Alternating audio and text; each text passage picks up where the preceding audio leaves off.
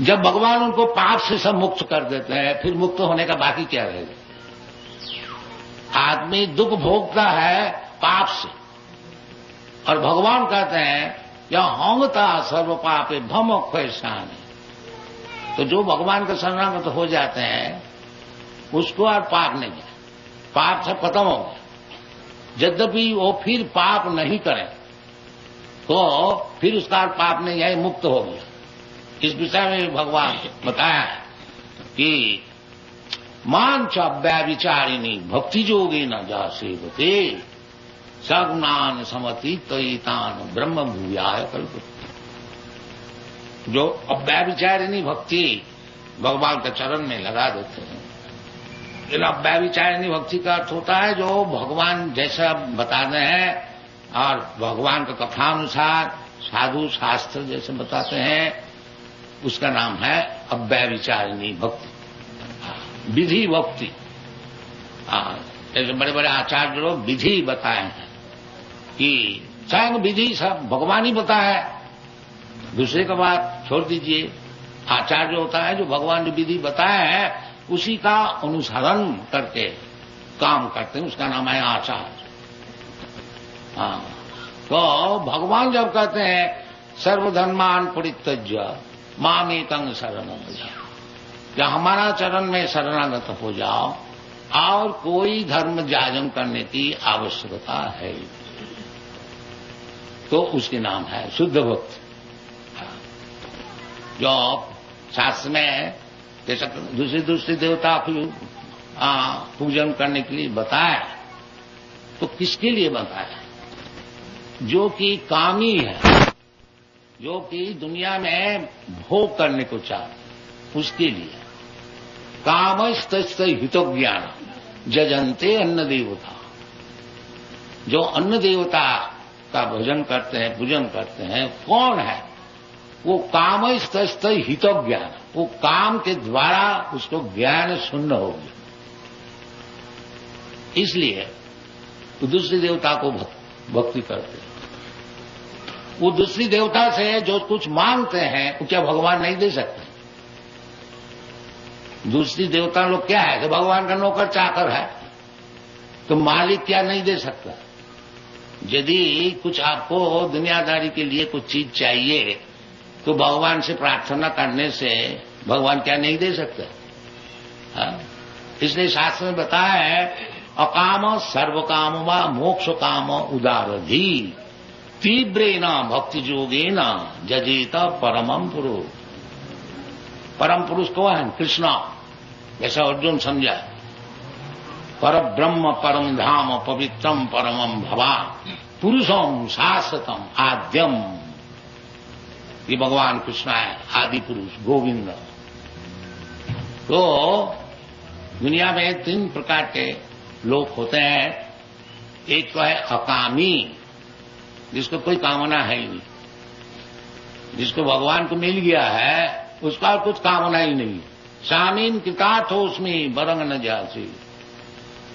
जैसा ध्रुव महाराज वो बचपन में बालक 5 वर्ष का बालक, उनको सतई माता जी अपमान किया था, तो उसको प्रतिज्ञा है जो ये मैं पिताजी का जैसा राज्य है उससे भी कोई बड़ा चीज हम लाभ करूंगा, तो भगवान का भजन किया। तो जब भगवान का दर्शन हुआ, क्योंकि भगवत भजन करते करते पवित्र हो गया, फिर उसका कुछ कामना ही नहीं लगी। तो जब भगवान का दर्शन हुआ, भगवान बोला बेटा क्या चाहिए? क्यों इतना बालक है, तुम तपस्या करो, क्या चाहिए मान लो। तो उस समय ध्रुव महाराज कहते हैं स्वामी कांचंग विचिन्नन अभिदिव्य रत्नम, मैं कांच के टुकड़ा ढूंढने के लिए आया था, अब हमको हीरा का टुकड़ा मिल गया, तो फिर हमको और क्या चाहिए? स्वामी पिता हो, बस और कुछ नहीं चाहिए। आपको जब दर्शन हो गया फिर हमको क्या चाहिए? पिता तो उसमें बरग न जाते। ये भगवत भक्ति का लाभ है कि भगवत भक्ति लाभ होने से उसको सब चीज लाभ हो जाता। हाँ, देखिए बिजनेस का पॉइंट ऑफ व्यू अब स्टडी कीजिए। ये जो हरे कृष्णा मूवमेंट हमने शुरू किया था 40 रुपये, अभी हमारे पास 40 करोड़ है, और 10 वर्ष में लाइए कोई बिजनेसमैन,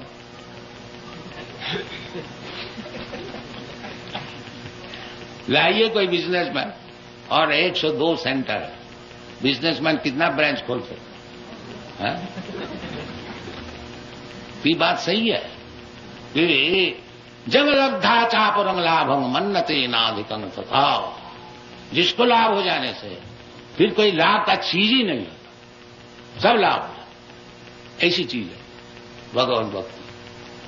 तो मनुष्य जीवन में चाहिए कि किस तरह से भगवत भक्ति लाओ, भगवत प्रेम। भगवत भक्ति का अर्थ होता है भगवत प्रेम, भगवान के लिए सब कुछ करने के लिए राजी। जैसे गोपी लोग कृष्णा रात 12 बजे बंसी बजा रहे हैं और गोपी लोग सब उधर दौड़ रहे हैं। कोई अपना बच्चा को पाल रहा था, उसको छोड़ दिया, कोई दूध पकाती थी उसको छोड़ दिया, कोई गृहस्थी काम छोड़ दिया, उनके पिताजी ससुर ये भाई कहाँ जाती है, कहाँ जाती है, कौन पूछता है, सब चलो समझे। इसलिए चैतन्य महापुरुष बताए जो गोपी लोग जैसा भजन किया था, ये भगवान के लिए अपना धन प्राण मन और संसार और प्रतिपत्ति कोई नहीं, सब छोड़ दिया। इससे बढ़कर कोई भजन नहीं है। चैतन्य महाप्रभु बताए रम्मा काचिद उपासना ब्रजबधु वर्ग भी जा कल्पिता। ब्रजबधु लोग जिस तरह से भक्ति भगवान का लिए की थी, उसके बढ़कर के और कोई उपासना है आखिरी पर। हाँ, और सब गोपियों से सबसे बड़ी गोपी जो है राधा रानी। अनया राधते इति राधा। ये जब विचार है भगवत भक्ति, और हम लोग ये श्रीमद् भागवत का अनुसार श्रीमद् भागवतम अमलम पुराणम, महापुराण है, इसको प्रचार कर रहे हैं। और बड़े बड़े आचार्य लोग जिस तरह से जिस लाइन में प्रचार किया है उसको अनुसरण करते हैं, और भगवान की कृपा से फल भी हो रहा है। तो ज्यादा समय नहीं रह गया, 2-4 बात और कह देंगे कि ये जो भगवत भक्ति प्रचार के लिए जो 6 गोस्वामी लोग अपना जीवन दिया था, उसका भीतर सनातन गोस्वामी। ये सनातन गोस्वामी कौन थे? उस समय बांग्लादेश में जो मुसलमान पाठानी राज्य था, नवाब हुसैन शाह, वो बांग्लादेश का राजा थे, उनको मिनिस्टर, फाइनेंस मिनिस्टर। तो ये चैतन्य महाप्रभु से जब उनका मुलाकात हुई तो ये अपना राजकार्य छोड़ करके और चैतन्य महाप्रभु पास चले आए। बड़ा मुश्किल से है, वो राजा छोड़ नहीं रही था, क्योंकि प्रधानमंत्री है और उनको ऊपर सब छोड़ करके, वो मुसलमान थे, मजा करते थे। ये बाकी राजकार्य जो चलाने वाला ये 2 भाई रूप गोस्वामी और सनातन गोस्वामी, तो वो रिजाइन देने से उनको बहुत हर्जा हुई। सनातन गोस्वामी जेल में रख दिया था कि तुम नहीं जा सकोगे, ऐसी बात नहीं है। तो तब भी कोई किसी तरह से वो चले आए। तो वो सनातन गोस्वामी जब चैतन्य महाप्रभु ये काशी वाराणसी में प्रचार कर रहे थे, उस समय वो आया बांग्लादेश से, और उनको फिर संस्कार दिया गया कि परमहंस देश, और उनको 2 महीना तक भगवत भक्ति का विषय उनको खूब सिखाया। तो जब पहले मिला चैतन्य महाप्रभु से, तो सनातन गोस्वामी का यही प्रश्न था कि कहते हैं कृपा करी यदि मोरे करियाछ उद्धार, अपना कृपा से कहो कर्तव्य आमा। आप तो कृपा करके हमको ये मिनिस्टरशिप से हटा करके और आपके चरण में ले आए हैं, तो कृपा करी यदि मोरे करिया छो उद्धार। ये आप ही का कृपा है, हमको इस विषय से उद्धार कर लिया आपने। अब कृपा करके बोलिए हमारा कर्तव्य क्या। इसका नाम है गुरु का पास जाना। गुरु कोई ऑफिशियल चीज नहीं है, गुरु बना लिया, गुरु अपना घर में रहे, हम घर में रहे, नहीं। ये सनातन गोस्वामी सिखा रहे हैं कि गुरु करने का बाद फिर क्या काम है। फिर काम है जो गुरु से शिक्षण लो, जो जीवन में कर्तव्य क्या है। सद्धर्म पृच्छा आदु गुरुवाश्रम साधु धर्मानो गमनम सद्धर्म पृच्छा, ये सब नियम है। सद्धर्म पृच्छा, गुरु करके उनसे पूछना चाहिए सद्धर्म क्या चीज है, जीवन को किस तरह से बनाना चाहिए। तस्मात् गुरुम प्रपद्येत जिज्ञासु श्रेय उत्तमम। गुरु किसके लिए जरूरत है? जो कि उत्तम विषय में जिज्ञासु है, उसके लिए गुरु एक फैशन नहीं है कि गुरु कर लिया हमने, नहीं। गुरु उसके लिए जरूरत है। तस्मात् गुरुम प्रपद्येत जिज्ञासु श्रेयम उत्तमम। श्रेयम उत्तमम, श्रेयम माने भलाई, सभी चाहते हैं अपना भलाई के लिए, तो सबसे उत्तम भलाई क्या है उसको पूछने की, इसलिए गुरु का जरूरत। तस्मात् गुरुम प्रपद्येत जिज्ञासु श्रेय उत्तमम। तो फिर गुरु इस तरह से होने चाहिए जो कि उत्तम विषय में बता सकेंगे। शाब्दे परे च निष्णातं ब्रह्मणि उपसमाश्रयम्, ये गुरु का लक्षण है। शाब्दे वेदादि शास्त्र में पारंगत है। शाब्दे परे च निष्णातम, जैसा पानी में हम लोग स्नान कर लेते हैं, बिल्कुल पानी में डूब करके और पवित्र हो जाते हैं, इसी प्रकार व्यक्ति जो ब्रह्म में स्नान किया है, शाब्दे परे च निष्णातम, और उसको फलस्वरूप क्या है, ब्रह्मणि उपसमाश्रयम्, और सब चीज छोड़ करके उपशम करके केवल ही ब्रह्म पद में उसको लगना है। ये गुरु का लक्षण है। तो चैतन्य महाप्रभु का पास आकर के ये सनातन गोस्वामी पूछा कि हमारा कर्तव्य क्या है। आप तो कृपा करके हमको मिनिस्ट्री से छुटा के ले आए हैं, और अभी हमारी क्या कर्तव्य है ये आप बताइए। कि आमी कहना आमाय जापे तापत्र यह ना जानी कैवने ही था। तो चैतन्य सनातन गोस्वामी बताए हैं कि अब आपके पास आए हैं तो हमको बताइए जब मैं है कौन। हम मिनिस्टर है कि हम सनातन गोस्वामी है कि और कुछ है, और किसी, यही तो मैं जानता नहीं। जब जैसा समय हुआ हम तो बन गया, उसी में बैठ गया, उसी में काम किया, लेकिन असल में है मैं क्या, ये बताइए। ये गुरु को प्रश्न होने चाहिए। यानी सेल्फ रियलाइजेशन। प्रत्येक व्यक्ति अपने को समझता है ये शरीर को ही, देहात्म बुद्धि, मैं हिंदू है, मैं मुसलमान है, मैं बंगाली है, मैं गुजराती है, मैं अमेरिकन है, मैं इंडियन है, ऐसे ऐसे अनेक प्रकार उपाधि से विभूषित होकर के मैं अपने को समझता हूं। बल्कि असल में मैं है क्या, ये पूछना।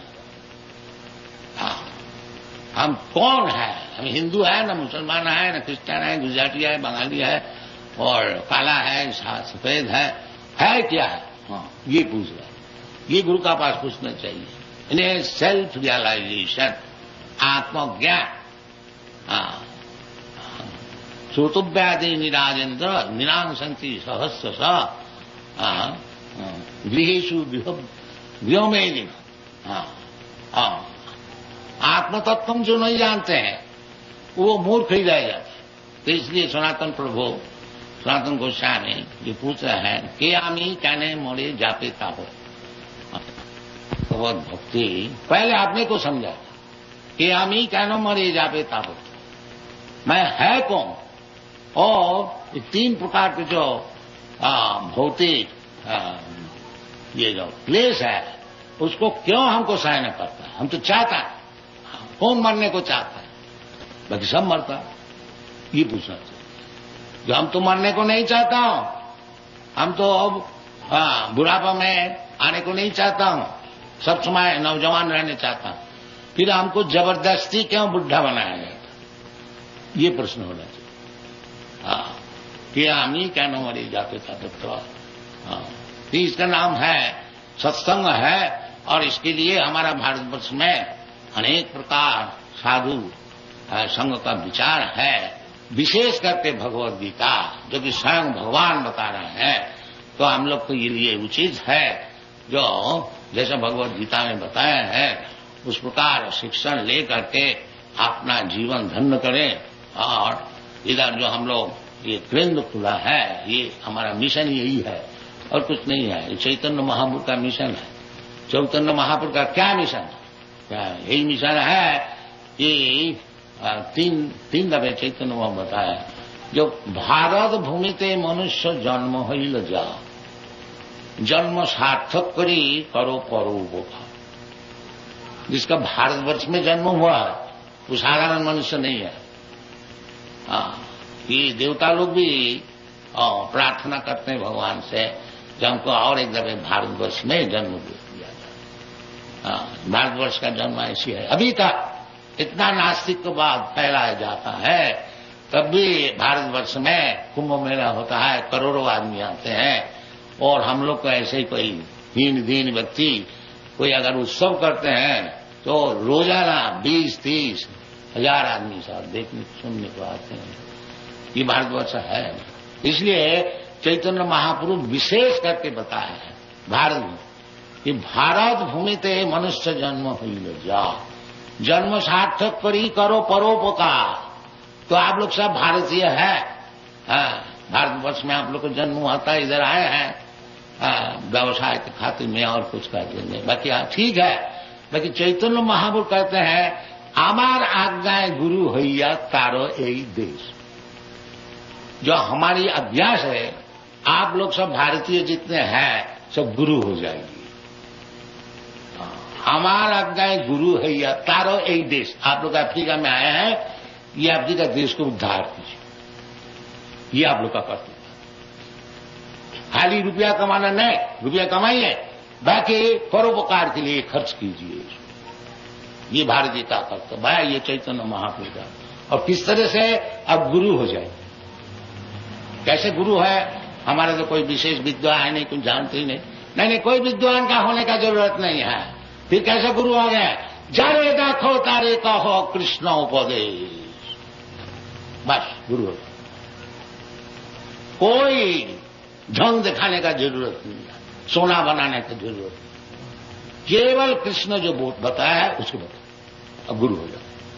यही आप लोग से हमारा प्रार्थना। जो आप लोग भारतीय है, इस देश को उद्धार कीजिए। देखिए का अफ्रीकन लोग कैसे कीर्तन कर रहे हैं, ये सभी आप लोग, हम परदेश से आदमी ला करके ये नचाते हैं, आप लोग नहीं नचा सकते क्यों?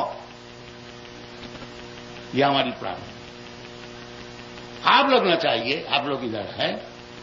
ये बेचारी परदेशी अमेरिका से यूरोप से लाकर के इसको नचाने पड़ेगा हमको। ये आपसे प्रार्थना, ये निवेदन है, इसको ग्रहण कीजिए, इस तरह से काम कीजिए। सेंटर मौजूद है, अच्छी तरह से इसको बनाइए, जैसे शास्त्र में लिखा है उसे काम कीजिए, गुरु बन जाइए, उसको उद्धार कीजिए। Thank you very much. हरे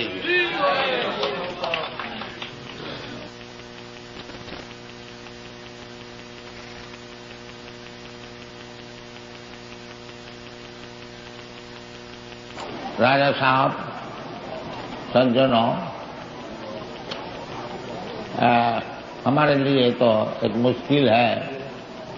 मैं गुजराती तो बोल ही नहीं सकता हूँ और हिंदी भी कोई विशेष ठीक नहीं बोल सकता हूँ। खैर, आप लोग क्षमा कीजिएगा। ये जो कृष्ण भावनामृत संघ हम लोग बनाया है, international society for Krishna concept, इसका उद्देश्य यही है कि सारा दुनिया में जो सब लोग एक भ्रम में है। तो क्या भ्रम है? वो समझता है कि इस दुनिया में रुपया पैसा खूब पैदा करके और भोग करेंगे और उसी में मैं सुखी रहूंगा। ये सब दुनिया में चल रहा है। तो किसी तरह से रुपया ले आओ और भोग करो। पाश्चात्य देश में इसको कहते हैं हिडोनिज्म। ईट, ड्रिंक, बी मेरी एंड एंजॉय।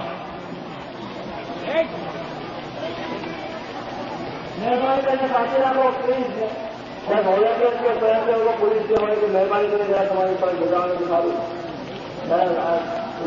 बोली जाए आपके लिए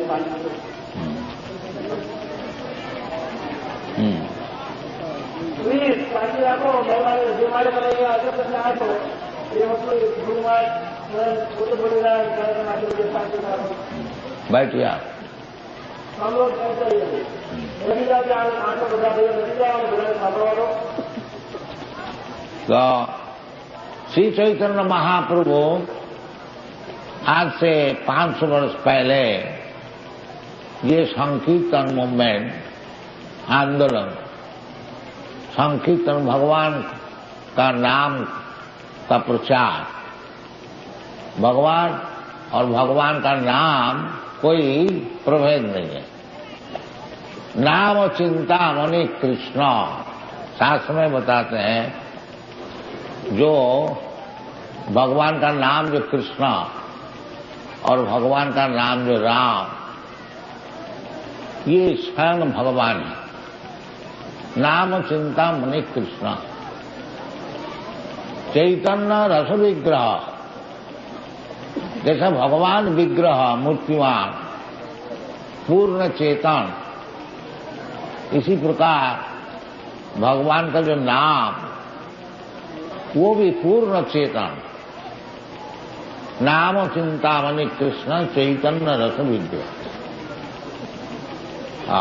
उसको और अच्छी तरह से समझाने के लिए शास्त्र कहते हैं पूर्ण शुद्ध नित्य मुक्त अभिन्न त्याग नाम नामेन।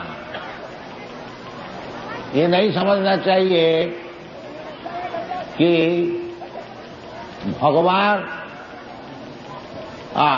नाम से बहुत बड़ा है, नाम कुछ छोटा है। नहीं, जैसा नाम भगवान जैसा सर्वशक्तिमान, इसी प्रकार भगवान का नाम भी सर्वशक्तिमान। नाम नामकारी बहुधा निज सर्वशक्ति तत्रार्पिता। ये भगवान का नाम, भगवान की सब शक्तियां उसमें है। यदि हम लोग शुद्ध नाम कर सकें, नाम जपने के लिए 3 अवस्था है। एक नाम अपराध और एक नामाभास और एक शुद्ध नाम। नाम अपराध, पहले हम अपराध होता है।